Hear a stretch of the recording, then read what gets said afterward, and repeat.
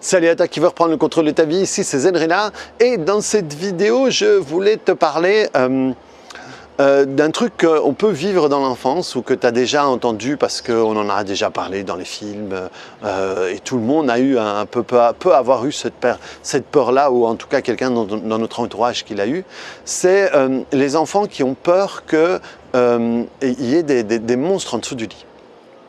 Et chacun va le vivre à sa manière, hein, les peurs qu'il y ait des mains ou qu'on t'attrape si tu regardes ou quoi que ce soit. Et alors chez des enfants, ça peut être fort. Hein. Moi, mes peurs quand j'étais jeune, et c'est quand des fois je rentrais chez moi le soir et au fait c'était à chaque fois que je tournais un coin ou que j'allais fermer la porte ou quoi que ce soit, comme s'il y avait un truc qui allait m'attraper à ce moment-là. C'était ce genre de peur que j'avais. Mais donc les enfants qui ont peur qu'il y ait le monstre qui sorte en dessous du lit, eh bien quand on est adulte, on garde aussi d'une certaine manière ça. Sauf qu'au lieu que ce soit en dessous du lit, eh bien, c'est dans notre tête qu'il est le monstre. Et c'est dans notre tête. Et le monstre, comme en dessous du lit, cet enfant va lui faire prendre plusieurs formes. Eh bien, nous, dans notre tête, on va lui faire prendre plusieurs formes. Ça peut être la crise, ça peut être les terroristes, ça peut être les étrangers, ça peut être le dérèglement climatique, ça peut être l'argent, ça peut être mon conjoint va me tromper, ça peut être la mort de mon enfant, ça peut être... Mais d'une certaine manière, on va créer ce monstre et on va le stocker quelque part à l'intérieur de nous. Et il va nous terroriser autant de temps qu'on va le garder à l'intérieur de nous. Et on va se faire des films par rapport à ça. On va d'une certaine manière, on va alimenter ce monstre-là. Et on va l'alimenter avec nos pensées, on va l'alimenter avec notre imagination, on va l'alimenter avec des nouvelles images, avec nos capacités de metteur en scène, de directeur de films américains, et on va créer des scénarios les plus fous les uns que les autres, et on va alimenter tout ça. Et plus on va le faire, plus on va devenir bon, plus on va faire de bons effets spéciaux, et plus on va se torturer avec tout ça. Mais finalement, on fait exactement ce que le gosse faisait au-dessus de son lit. Quand il se blottissait en dessous de ses draps, et qu'il imaginait le monstre, et il imaginait comme si, il imaginait un clown, il imaginait juste un truc noir avec des yeux, ou il imaginait une bête qui ressemblait à un loup ou quoi que ce soit. Bref, il utilisait son imagination pour créer un truc qui n'existait pas. Parce que si ça vous est déjà arrivé avec vos enfants, avec vos petits frères ou même chez vous, vous vous êtes rendu compte qu'il n'y a jamais eu de monstre en dessous du lit. Des fois, il y a eu du bordel. Il y a eu du bordel parce qu'on ne rentrait pas sa chambre. Ou quand on était plus grand, il y avait d'autres choses qu'on ne voulait pas que les parents voient. Les magazines, les paquets de clopes, les machins, les trucs ou quoi que ce soit. Mais il n'y a jamais eu de monstre. Et si on est vraiment dégueulasse, il peut y avoir des rats ou quoi que ce soit parce qu'il y a des assiettes empilées avec des vieux restes ou quoi que ce soit, mais c'est autre chose. Mais le monstre qu'on a imaginé, il n'a jamais été en dessous du lit. De la même manière que le monstre qui est dans notre tête n'est jamais comme on l'imagine. Quel que soit ce qu'on imagine. Et pourtant, on est convaincu. Je suis sûr que d'entre vous, il y en a certains qui vont dire « Oui, mais bien sûr que ça existe. Bien sûr que la crise boursière, elle est là. Ou que le terroriste tue des gens. Ou que ma femme m'a déjà trompé. Ou que le dérèglement climatique est là. » Le problème est ce que toi, tu en fais. Il y a tout ce que je t'ai cité, ça existe. Néanmoins, c'est moi qui vais décider de me torturer avec ça ou pas. Je t'ai fait une vidéo dans ce même endroit où je te disais que 10% de ton stress dépend de ce qui t'arrive. Et 90% du stress, 90% du stress dépend de ce que tu vas te faire dans ta tête. Ça veut dire que quelqu'un qui voit un terroriste dans le Moyen-Orient découper la tête d'un type, d'un otage habillé en rouge. Eh bien, tu vas avoir 10% de stress par rapport à ce que tu vois, par rapport à ce que ça te fait, à ce que les images te font.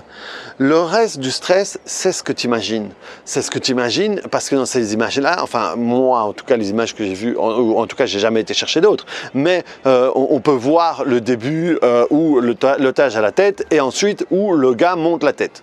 Mais par exemple le fait de t'imaginer comment ça a été découpé, c'est toi qui te le fais à toi. Le fait d'imaginer que ton voisin 2 maisons plus loin qui s'est laissé pousser la barbe et qui se promène en djellaba pourrait faire la même chose avec toi, ça c'est toi qui te l'inflige à toi.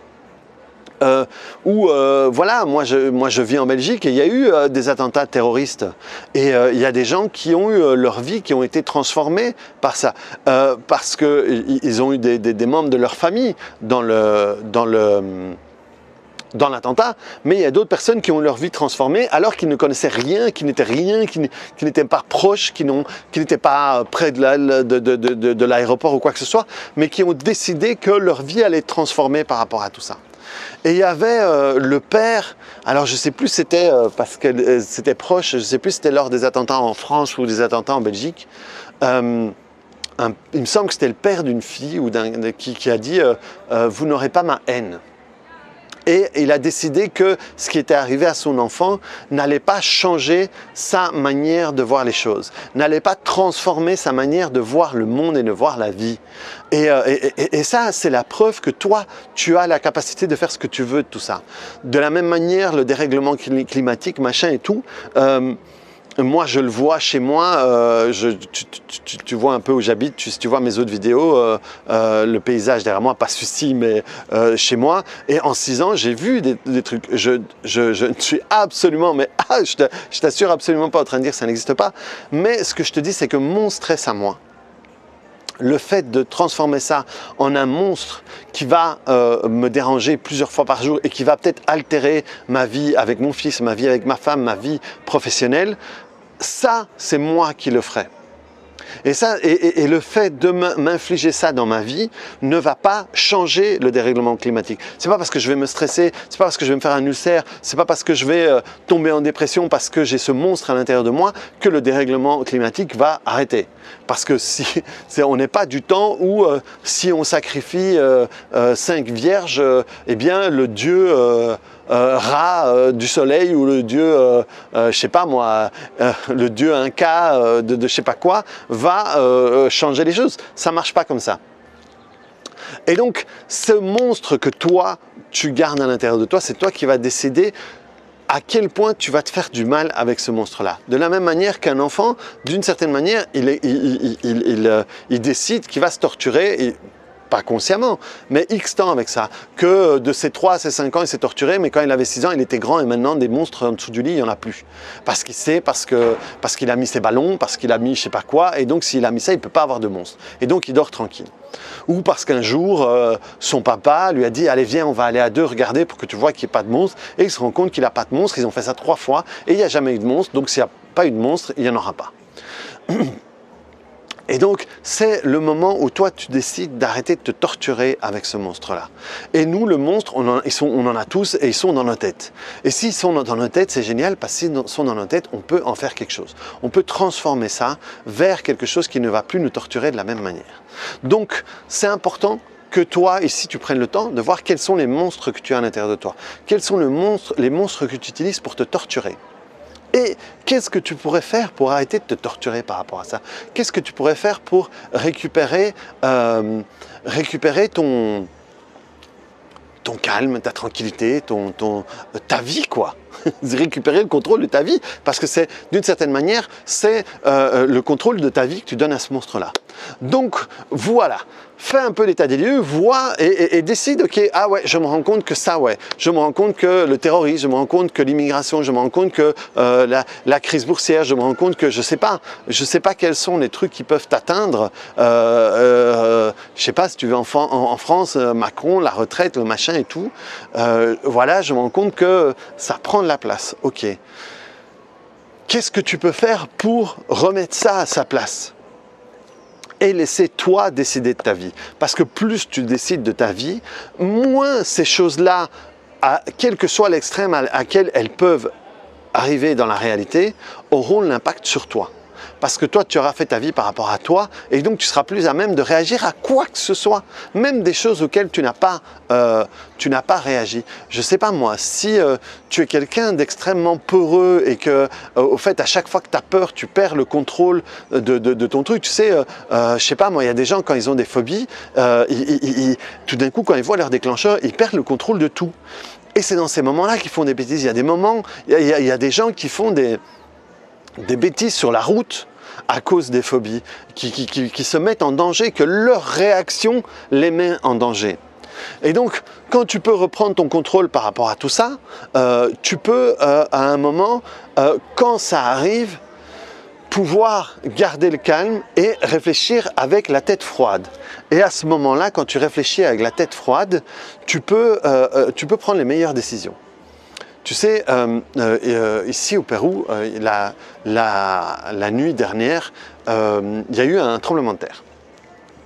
Et moi, j'étais justement en train de me retourner dans le lit, et ma femme aussi, et je dis « Tiens, está temblando, il est en train de trembler ». Et elle dit oui, et on s'est rendormi. Et parce que c'était un petit. Elle m'a dit oui, c'est un petit, et donc ça a duré, je sais pas si, honnêtement, je sais pas si je suis resté réveillé jusqu'à la fin du tremblement. Mais généralement, ça dure quelques secondes. Mais le truc, c'est que si tu as peur, tu te lèves, tu dis le petit, le machin, prends les affaires, sortons, et tu sors dans la nuit, tu peux peut-être trébucher, tu peux peut-être tomber sur ton gars, et tout d'un coup un truc énorme, alors que peut-être que le temps que tu sois sorti, il a déjà arrêté de trembler. Et ça, c'est le genre de réaction que tu peux avoir. Je n'oublierai jamais, un jour, ma sœur, on était en vacances en Espagne, et quand on était jeune, on partait un mois en vacances en Espagne, toute la famille, et on avait loué une maison qui était un peu isolée, et mes neveux qui ont, je ne sais pas quel âge ils ont 20 et quelques ans maintenant, avaient quelques mois. Et ils étaient dans leur poussette. Et tout d'un coup, ma sœur, qui avait peur des rats, et je ne savais pas jusqu'à ce moment-là qu'elle avait peur des rats, et elle a vu pendre un truc qu'elle a cru que c'était une queue de rat, parce qu'on avait vu des rats passer ou je ne sais pas quoi. Et à un moment, je la vois passer en courant, les rats, les rats, les rats. Et je la vois passer, et je regarde de l'autre côté, je vois rien, sauf mes neveux dans leur poussette avec des yeux comme ça, en se demandant mais qu'est-ce qui arrive à maman?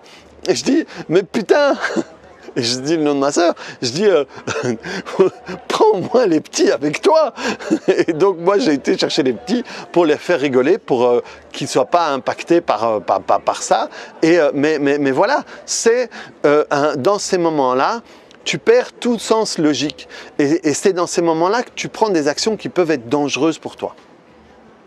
Et plus tu peux travailler là-dessus, plus quand éventuellement ce que tu crois pourra arriver, plus tu vas pouvoir toi garder la tête froide et prendre des décisions qui seront plus à même d'avoir le moins de dégâts possible pour toi. Donc voilà, reprends le contrôle de tes monstres. Clique sur le bouton j'aime et mets-moi en commentaire quels sont tes monstres, si ça t'est arrivé toi d'avoir peur du monstre en dessous du lit, et qu'est-ce que tu as fait pour ça. Donc voilà, on se revoit dans une autre vidéo, et puis à très bientôt. Et puis aussi, comme je le dis de temps en temps à la fin de mes vidéos, au printemps 2020, entre mars et juillet, je vais donner des formations à plusieurs endroits différents. Donc si tu vas apprendre le TPE, si tu veux apprendre à travailler sur ce genre de choses, eh bien n'hésite pas à m'envoyer un mail, ou selon le moment où j'aurai fait cette vidéo, sera peut-être en dessous de la vidéo, ou alors tu vas sur mon site, en dessous de la vidéo il y a marqué zenrila.be, et il y a un onglet formation, et là quand j'ai les dates, quand je sais tout ça, ce sera écrit dessus. Il y a aussi ma page Facebook, tu peux t'abonner, et forcément là je vais communiquer dessus et te donner les infos nécessaires. Voilà, allez, on se voit dans une autre vidéo. À plus, ciao.